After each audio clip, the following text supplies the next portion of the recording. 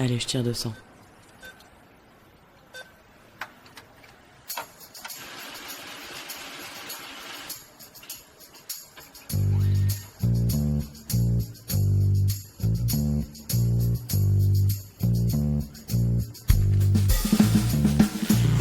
Fric, thune, Pognon. oseille, La moula. risby, Salaire. Honoraire.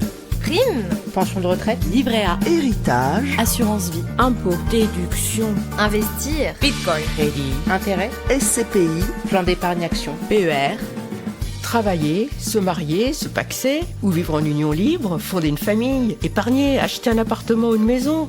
Autant d'étapes de la vie, mais aussi trop souvent d'occasions de s'appauvrir, voire de se faire avoir pour les femmes mal informées. Mais il n'est jamais trop tard pour se poser les bonnes questions sur sa situation financière et sur son patrimoine actuel ou à venir. Et tant qu'il en est encore temps, mettre en place des stratégies d'épargne et d'investissement pour éviter de se réveiller un jour complètement fauché, voire spolié. Bien sûr, l'argent concerne les hommes comme les femmes. Mais dans ce podcast, nous avons posé un regard spécifique de femmes, de mères, de filles sur l'argent. On ne vous racontera pas pour la énième fois l'histoire de l'émancipation économique des femmes. Vous avez déjà lu partout que les femmes ont attendu 1965 pour avoir le droit d'avoir un chéquier à leur nom. En revanche, si ce que vous raconte votre banquier vous paraît obscur ou complexe, ce podcast est fait pour vous. On ne vous conseillera jamais d'acheter tel ou tel produit financier. On ne vous promettra pas non plus que vous pourrez prendre votre retraite à 35 ans pour une fête, mais nous vous aiderons à peser le pour et le contre avant de prendre une décision qui engage vos sous. Je suis Corinne Goldberger, journaliste. Tous les 15 jours, avec Thierry Oyon, auteur de Les filles osons parler d'argent, nous répondons avec pédagogie et sans tabou aux questions que se posent les femmes de toute génération sur leur argent, avec nos expertes et nos experts. Comme le dit souvent Thierry, pensez d'abord à votre peau. Alors maintenant qu'on s'est dit tout ça, parlons cash les filles. Une femme sur 8 développe un cancer du sein au cours de sa vie. Le cancer du sein tue environ 12 000 femmes en France chaque année. Mais quand il est détecté tôt, ce cancer guérit dans 9 cas sur 10. Et si je rappelle ces chiffres, c'est parce que nous avons décidé de parler d'argent, fidèle à notre mission, tout en participant à Octobre Rose. Octobre Rose, c'est le mois annuel de sensibilisation des femmes au dépistage du cancer du sein. Car on ne le répétera jamais assez, un diagnostic précoce constitue le meilleur moyen de guérir d'un cancer du sein. Alors, le cancer du sein, combien ça coûte vraiment aux femmes touchées ?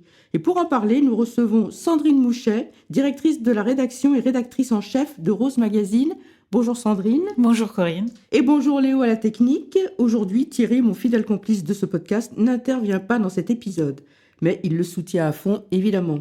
Alors Sandrine, avant de parler argent et de rentrer dans le vif du sujet, qu'est-ce que c'est Rose Magazine ? Alors Rose Magazine, c'est un magazine qui est destiné à toutes les femmes atteintes par un cancer quel qu'il soit. Quel qu'il soit. Oui, pas que cancer du sein. Toutes les femmes atteintes de cancer, c'est un semestriel qui est diffusé, qui est offert, qui est gratuit et qui est diffusé dans tous les centres d'oncologie de France, les services d'oncologie des hôpitaux publics ou privés, certaines cliniques qui nous commandent, qui nous demandent, certains cabinets de radiologie aussi. Enfin bref, on essaye d'être vraiment diffusé un petit peu partout. Et en fait, il est affilié à l'association Rose Up, qui est une association qui a été fondée en 2011, comme le magazine d'ailleurs, et qui est là pour accompagner les femmes tout au long de leur parcours avec le cancer et jusqu'à un petit peu l'après aussi, puisqu'on accueille nos adhérentes dans des maisons pour leur prodiguer des soins, leur proposer roses. des activités. Voilà, ce sont les maisons Rose Up à Paris et à Bordeaux. Up. On n'oublie pas le Up. On n'oublie pas le Up. Les maisons Rose Up à Paris et à Bordeaux. Et par ailleurs aussi, la troisième mission de l'association, donc la première, c'est l'information via le magazine et le site internet où il y a un fil d'actu. La deuxième, c'est l'accompagnement à travers ces maisons. Et puis la troisième, c'est la défense des droits des patients. Important. Alors, donc, le cancer du sein, c'est une maladie en ALD, une affection longue durée. Donc, les soins lourds sont remboursés à 100% par la sécurité sociale. Mais beaucoup de femmes qui ont eu un cancer du sein témoignent que ce cancer leur a coûté, en fait, beaucoup plus cher que prévu. Alors, il y a plusieurs questions en une qui se posent là. D'abord, je voudrais qu'on fasse un petit point sur qu'est-ce qui est remboursé à 100%. Et avant même de parler de ce qui est remboursé à 100%, on peut peut-être rappeler ce que ça signifie remboursé à 100%. Ça ne veut pas dire forcément 100% de ce qui sort de notre poche. Bon, alors déjà, je vais reprendre le premier point que tu as abordé, Corinne. Effectivement, en France, on a cette chance quand même, il faut le souligner, c'est que quand on a une chimiothérapie, une radiothérapie, une thérapie ciblée, une immunothérapie, ou après les traitements pour éviter la récidive, et notamment dans les cancers du sein, l'hormonothérapie, on n'a même pas idée du prix que ça coûte parce qu'on ne paye rien. On paye là-dessus.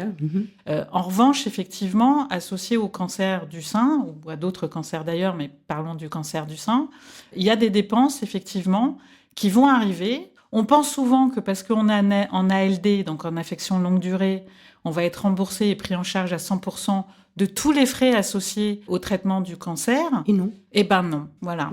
Alors, le 100%, qu'est-ce que c'est ? Eh ben, c'est le 100% du tarif conventionné de la sécurité sociale. C'est-à-dire que la sécurité sociale, elle a un barème qu'elle négocie avec les partenaires, les représentants des personnels soignants, avec les hôpitaux, avec avec tout le monde médical. Et puis elle fixe un barème et des tarifs, voilà. Et le 100%, c'est sur les tarifs qui ont été fixés. Donc ça ne veut pas dire qu'elle va tout rembourser totalement aux personnes. Elle va rembourser à hauteur des 100% du tarif qu'elle a fixé.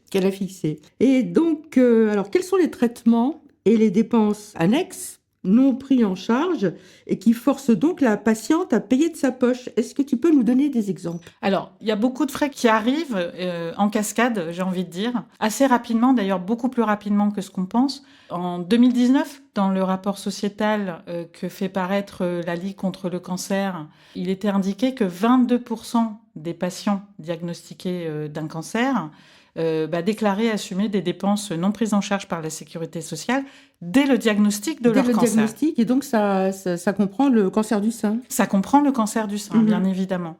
Mais c'est quand même beaucoup.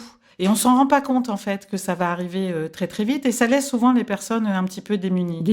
Alors, ça commence dès les consultations ou dès les premières chirurgies. Puisque si vous consultez un chirurgien, par exemple, qui pratique le tarif non conventionné, c'est-à-dire qu'il est en secteur 2, ça peut être un radiologue aussi, ça peut être dès la première radiographie. Je confirme. Qui est en secteur 2 aussi. Les radiologues peuvent très bien être en secteur 2.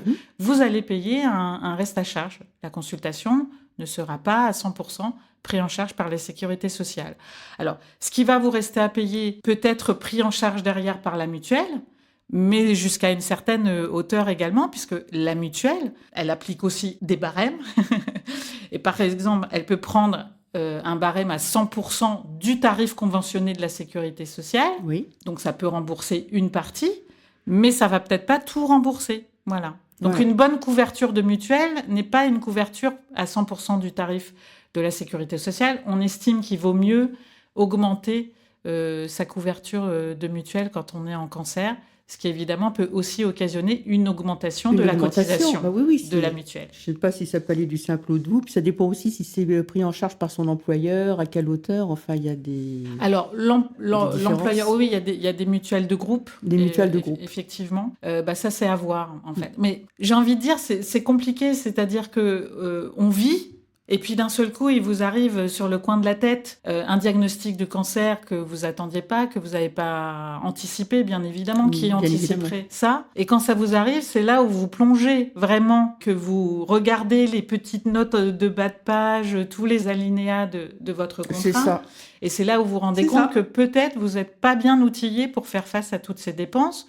Donc, qui peuvent arriver dès le début, donc dès les premières radios, dès la première chirurgie, et puis qui vont derrière occasionner d'autres... ces cancers vont derrière occasionner d'autres dépenses. Donc, ça peut être des soins de support. Par exemple, certains traitements de cancer vont occasionner des douleurs. Donc, vous allez voir un acupuncteur, un sophrologue. Vous allez essayer de pallier en fait à ces effets secondaires. Vous allez perdre vos cheveux, vous allez avoir besoin peut-être d'une perruque. Une perruque, oui. Ou de mèches que vous allez mettre sous votre foulard pour faire en sorte que donner l'impression que vous avez encore vos cheveux et ça va vous permettre de vous sentir bien. J'ai vu d'ailleurs qu'il y avait des foulards spéciaux Exactement, voilà. qui ne sont pas remboursés, bien évidemment. Bien sûr, les foulards ne sont pas remboursés. Alors pareil, est-ce que la mutuelle les vernis, il y prévoit... a des vernis pour les ongles Oui, aussi oui, il y a des chimiothérapies, effectivement, qui perd peuvent ses être... ongles voilà, qui C'est pas peuvent remboursé. produire une chute des ongles. Donc effectivement, les vernis, ça va être un poste de dépense qui peut être important, hein, parce que en socio-esthétique, qui sont donc les esthéticiennes spécialisées dans la prise en charge des pathologies notamment cancéreuses, vous diront qu'il faut changer son vernis tous les 4 à 5 jours. Donc il faut le renouveler quand même assez régulièrement. Assez souvent, oui. Donc ça peut faire un petit budget à la fin de l'année. Puis après, il y a les crèmes hydratantes, parce que les chimiothérapies peuvent déshydrater très très fortement. On peut avoir une peau très atopique. Donc on va vous conseiller d'hydrater. En radiothérapie, on va vous demander aussi d'être très précautionneux avec votre peau. Donc vous allez aussi devoir avoir des dépenses en fait de cosmétiques quelque part. Et tout ça n'est pas remboursé par la sécurité sociale. On peut aussi parler de la santé sexuelle. La chimiothérapie, certains traitements comme l'hormonothérapie vont occasionner des sécheresses vaginales. Voilà. Donc tout ce qui est ovules, tout ce qui est lubrifiant, tout ce qui est crème hydratante pour soulager les sécheresses vaginales, voire les atrophies vaginales, oui. Avec des séances de laser Mona Lisa dont on parle assez régulièrement. Tout ça n'est pas remboursé par la sécurité sociale aujourd'hui. Voilà. Donc tout ça reste des restes à charge qui peuvent être très importants. Pareil pour une mastectomie, vous êtes sorti des traitements...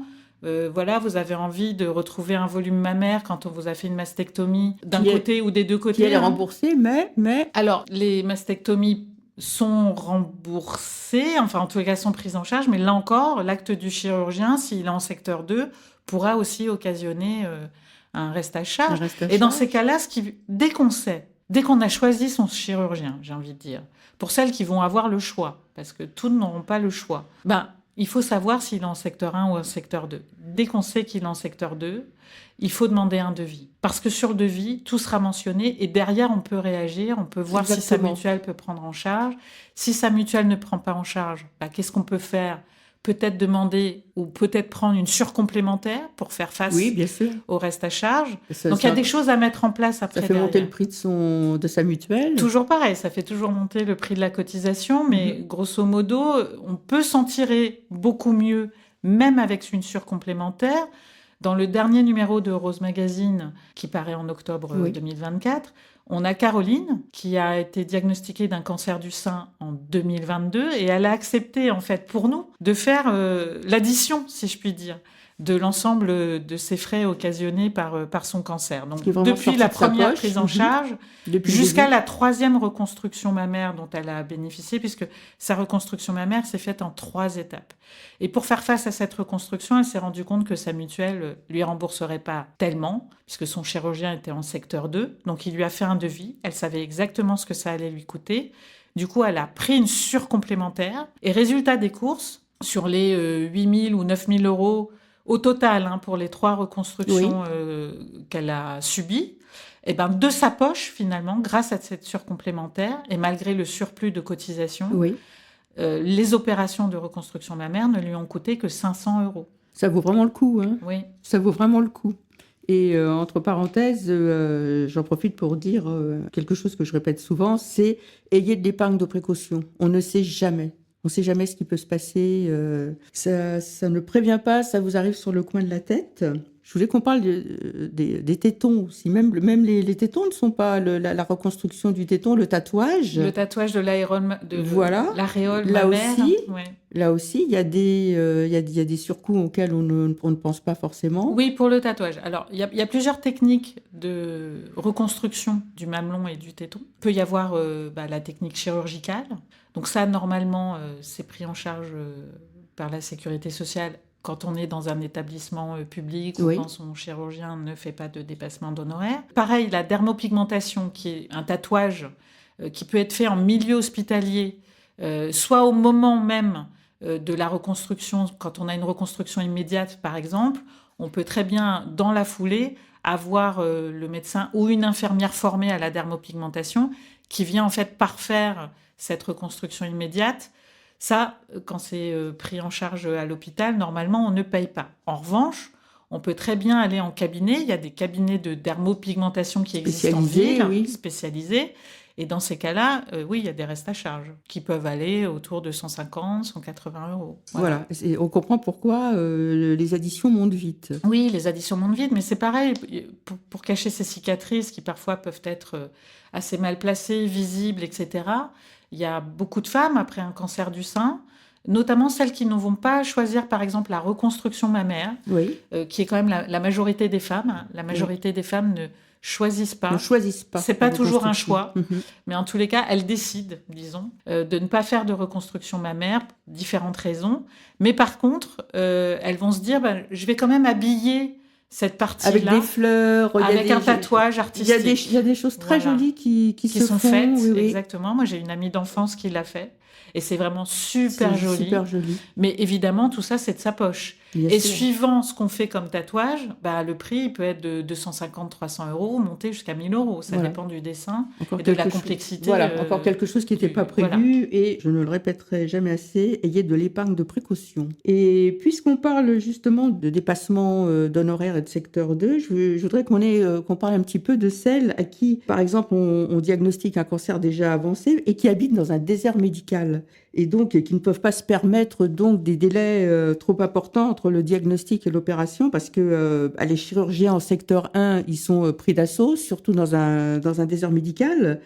Et donc, ces femmes-là peuvent être poussées à aller dans le secteur 2 avec des dépassements d'honoraires très importants. Je pensais notamment aux agricultrices, par exemple, à celles qui habitent loin d'un grand centre hospitalier.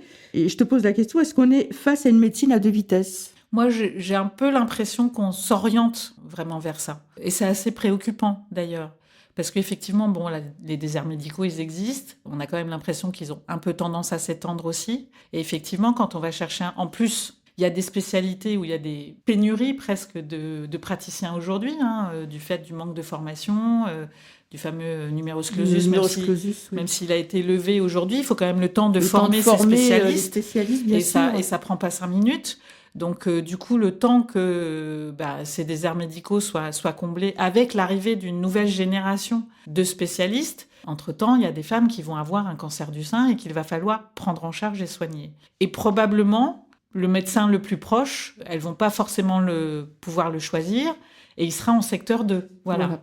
Mais c'est celui qui va leur permettre de pouvoir traiter leur cancer. Rapidement, voilà. Charmant, mais rapidement. Donc du coup, oui, bien sûr qu'on s'oriente un petit peu vers ça. Il y a ça qui est assez préoccupant. L'autre chose qui est assez préoccupante, c'est aussi les déremboursements que petit à petit, la sécurité sociale fait sur certains frais. Oui. Donc par exemple, aujourd'hui, vous achetez une boîte de médicaments à votre charge, non remboursée, non pris par la mutuelle, vous payez un forfait de 1 € sur chaque boîte de médicaments. Vous consultez un médecin, vous avez un forfait de 2 € sur chaque consultation. Ça peut paraître des petites sommes, mais quand on est au SMIC, quand on est une mère isolée, ça compte dans le budget. Oui, ça compte dans le budget, 2 bien sûr. 2 €. Ouais. Et puis il y a le forfait hospitalier, c'est quand même 20 € aussi. Voilà. La chambre particulière, par exemple. Voilà. Bon, ça, après, il y a des mutuelles qui prennent en charge. Enfin, faut vraiment regarder ces contrats parce qu'il y a vraiment des choses qui peuvent être faites. Mais en tous les cas, vous avez des forfaits aujourd'hui et des franchises qui font que ça vient augmenter aussi petit à petit la facture. Même au niveau des brassières, des soutiens-gorge post-mastectomie aussi. Oui, c'est ça. Oui, ça, c'est pas. Il y a un reste à charge de 60 € en moyenne, j'ai vu. Oui, il y a un reste à charge. Oui. Mais tout simplement, par exemple, vous êtes à l'hôpital, on vient de vous faire cette mastectomie ou même une tumorectomie. L'infirmière va vous dire c'est préférable de porter le temps de la cicatrisation une lingerie 100% coton et sans armature. Ah, je peux témoigner. J'ai ramé pour trouver, et dans mon souvenir, j'ai même pas trouvé. J'ai fini par prendre un soutien-gorge en coton et j'ai enlevé les armatures. Les baleines. Ah oui, non, mais c'est très dur à trouver, un soutien-gorge sans armature, en coton, dans sa taille. Si vous avez un peu de poitrine, c'est compliqué à trouver. Alors vous êtes là. Mais ça peut être un surcoût, parce que peut-être que vous n'avez pas ça dans votre lingerie. Ben oui, bien sûr. Et du coup, vous allez être obligé d'en acheter un, ou deux, ou trois. Voilà. C'est ça. Alors, et puis il y a aussi, on n'a pas parlé d'un autre accessoire qui peut être aussi utile, parce qu'il y a beaucoup de femmes qui, pendant leur traitement de cancer, vont conserver une activité physique, par exemple. Activité physique adaptée, pas prise en charge par la sécurité sociale, sauf si vous avez la chance, mais là encore, On parlait de l'inégalité, tout à l'heure, on l'a un petit peu évoqué. Il y a quand même aussi une inégalité d'accès à certaines facilités pour pouvoir mieux vivre son cancer. Il y a des établissements de soins qui ont intégré des équipements sportifs, des coachs formés à ce qu'on appelle l'APA, l'activité physique adaptée. Donc, si vous allez faire des séances de sport dans ces établissements, c'est pris en charge. Oui. Vous ne payez rien. Mais la plupart des femmes, qu'est-ce qu'elles font ? Elles font de l'activité physique adaptée, elles prêtent une cotisation dans une association. C'est le cas à Rose Up, par exemple, dans les maisons Bordeaux et Paris. Les adhérentes payent 30 € l'année. Elles ont accès à tout un tas d'ateliers qui vont les aider, dont des ateliers de sport adaptés, du yoga, de l'aviron, de la marche nordique. Enfin, j'ai vu du tai chi chuan à Tenon. Du tai chi, il y a énormément de choses. Il y a de la barre au sol, voilà. Le sport adapté est recommandé pour mieux vivre les traitements. Il est aussi recommandé et fortement recommandé pour prévenir la récidive du cancer. Bien sûr. Tout ça, ça peut aussi vous coûter de l'argent en plus. Voilà. Alors que c'est utile pour vous. C'est pas uniquement du loisir. Et même si c'était que du loisir, j'ai envie de vous dire, heureusement qu'il y a des activités qui vous sortent un peu de la maladie et qui vous permettent de socialiser, parce que le cancer est quand même très isolant. Ça isole, bien sûr. J'ai vu qu'il y avait un forfait de 180 € qui permet de financer justement des bilans diététiques fonctionnels, des consultations psychologiques ou des consultations de retour à l'emploi. Donc un forfait de 180 €.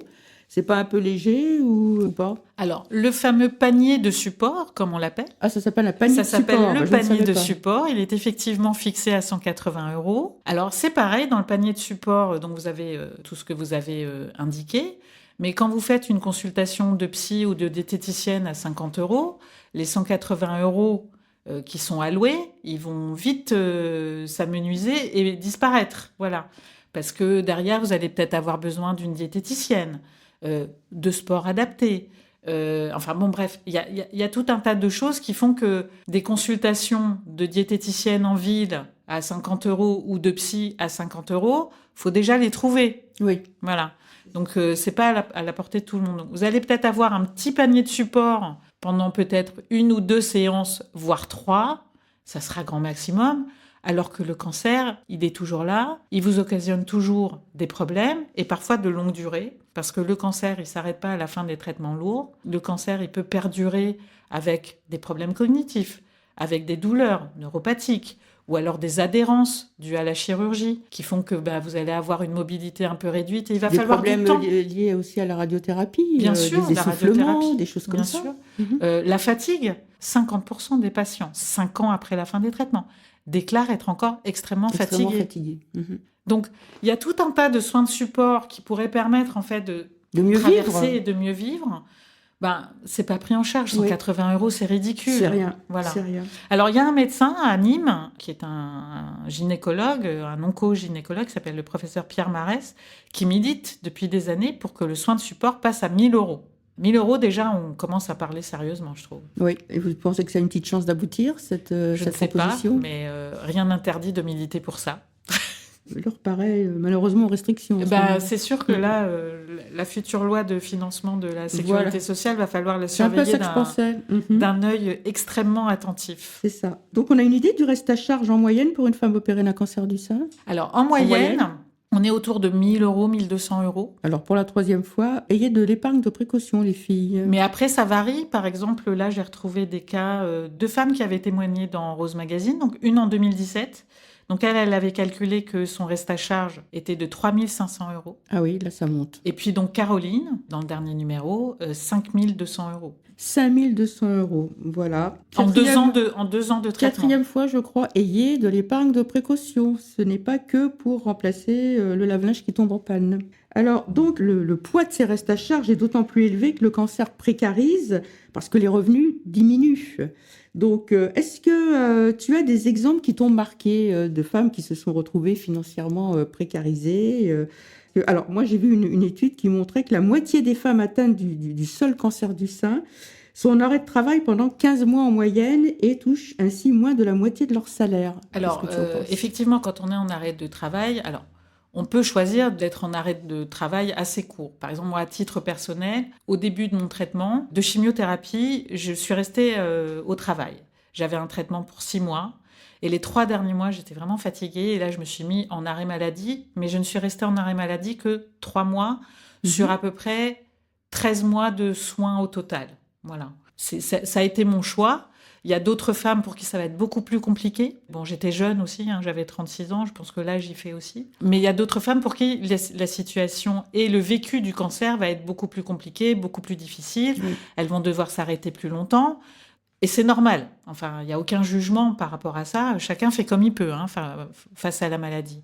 Donc, c'est vrai que quand on se met en arrêt maladie long, on va tomber sous le régime des indemnités journalières. Oui. Alors là, il y a plusieurs cas de figure. Si vous êtes une salariée... Voilà, je suis salariée, je suis en CDI. Qu'est-ce qui se passe ? Vous êtes en CDI. Peut-être que votre société a les moyens et va pouvoir en fait continuer à vous verser votre salaire habituel pendant tout votre arrêt maladie. Et dans ces cas-là, aucune perte de salaire, rien du tout. Il n'y a pas de précarisation. Voilà. Peut-être que vous êtes dans une petite entreprise qui n'aura pas les moyens. Voilà. Une start-up. Donc, vous allez vous mettre en arrêt de travail. Et là, effectivement, vous allez passer en indemnité journalière. Et en fait, les indemnités journalières sont évidemment calculées sur votre salaire.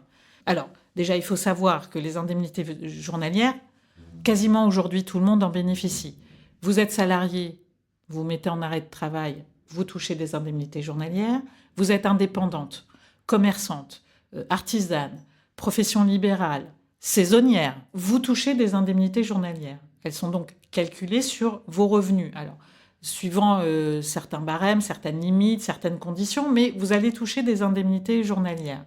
Vous êtes agricultrice depuis 2014. Ce n'était pas le cas avant 2014, mais depuis 10 ans, les agricultrices peuvent toucher des indemnités journalières. Voilà. Alors, ça va pas très loin. Grosso modo, vous allez toucher au maximum 52 € et des poussières par jour. Pour les agricultrices, c'est autour de 28 € par jour. Mmh. Donc, ça fait pas beaucoup à la fin du mois. Mmh. Donc, c'est vrai qu'il y a une baisse de revenus. Pour les indépendants, il y a une baisse d'activité qui est souvent liée aussi à leur cancer. Baisse d'activité, baisse du chiffre d'affaires. C'est pour ça que beaucoup ne s'arrêtent pas, en fait. C'est pour ça que beaucoup ne s'arrêtent pas. Pareil pour les agricultrices. Oui. Beaucoup ne s'arrêtent pas non plus. Je pense en particulier aux freelances, aux auto-entrepreneuses qui, je le sais, sont nombreuses à nous écouter. Alors, c'est pareil. Elles peuvent toucher des indemnités journalières. Les chômeuses peuvent toucher des indemnités journalières. C'est peu, mais c'est déjà quelque chose. Les seules personnes qui ne touchent pas d'indemnités journalières sont les personnes qui n'ont pas de salaire ou de revenus, c'est-à-dire les personnes au RSA. Oui. Les personnes au RSA ne toucheront pas d'indemnités journalières. Mais toutes les autres catégories socio-professionnelles peuvent toucher des indemnités journalières. Je le souligne parce que souvent, quand on est indépendant, on pense qu'on a droit à rien. Donc, du coup, on ne fait pas d'arrêt de travail. Donc, du coup, on ne sait pas qu'on a le droit à des indemnités journalières, en fait. Parce que pour toucher les indemnités journalières, il faut que la sécurité sociale, elle ait reçu votre arrêt de travail. Et à partir de là, elle va mettre en route le système. Donc, il faut vraiment s'arrêter de travailler, déposer son arrêt de travail, et puis, à partir de là, s'enclenche le processus des Même si on est journalières. Profession libérale, il faut le savoir. Les fonctionnaires aussi touchent... Les fonctionnaires. Alors, pour les fonctionnaires, c'est un peu différent. Il y a 2 cas de figure pour autant que je sache. Pour un arrêt de 3 mois, pas plus de 3 mois, je crois qu'ils continuent à percevoir la totalité de leur traitement. De 3 mois à 12, jusqu'au 12e mois, je crois que c'est à peu près 60% de leur traitement. Après, ils peuvent avoir un congé longue maladie sur 3 ans. Et là, je crois que la première année, ils continuent de percevoir la totalité de leur traitement. Et les 2 dernières années, c'est 50% de leur traitement, me semble-t-il. Et une fois que, pour celles qui seront en arrêt maladie long, cet arrêt maladie peut être reconduit, bien évidemment.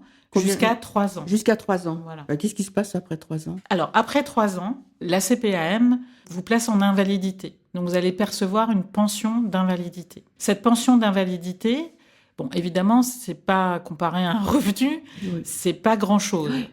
Donc, on peut l'accumuler avec un revenu d'une activité professionnelle. C'est cumulable jusqu'à un certain plafond. Mais tout ça est indiqué, il faut vraiment lire le site Amélie, parce que la Sécurité sociale a quand même mis en place des éléments d'information qui peuvent être hyper importants. On commence par Amélie pour aller chercher des réponses. Les premières informations en tous les cas. Oui. Alors, quand on est en ALD, il n'y a pas de journée de carence, il n'y a pas les 3 jours de carence. Ah oui. Une fois que la LD a été prise en compte, une fois qu'on est en arrêt de travail, c'est rétroactif après. Les indemnités journalières, elles commencent au premier jour de l'arrêt du travail. Voilà. D'accord.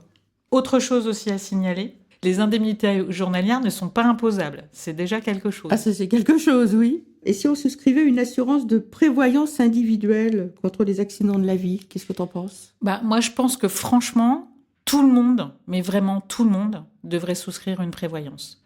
On ne sait jamais de quoi la vie sera faite.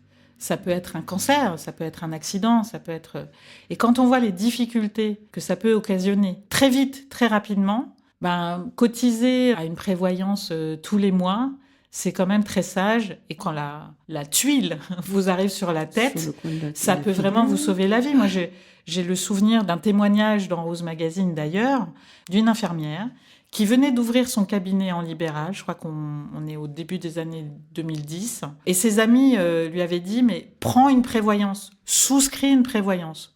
Elle était un petit peu réticente parce qu'évidemment... Ça va coûter. Ça va lui coûter. Ça va s'ajouter à ses charges. Ça va s'ajouter à ses charges professionnelles. Donc, elle avait calculé que ça lui coûtait 300 € en plus par mois de prendre cette prévoyance. Ah oui, quand même. Elle l'a quand même fait. Oui. Eh bien, elle l'a bien fait parce que finalement, elle a eu un cancer du sein. Et pendant les 3 ans de son arrêt de travail, elle a été totalement couverte. Alors, en plus, elle a eu la chance de trouver un remplaçant qui a pu faire fonctionner son cabinet pendant qu'elle était en arrêt maladie. Mais pendant son arrêt maladie, elle n'a pas eu de soucis de fin de mois. Voilà. Donc ça se réfléchit, ça se pense. C'est un investissement, mais ça peut valoir le coup. Ça peut valoir le coup. Personne n'est à l'abri d'une tuile. Non. Personne. J'apprends que j'ai un cancer du sein et j'avais des projets en cours, notamment des projets immobiliers.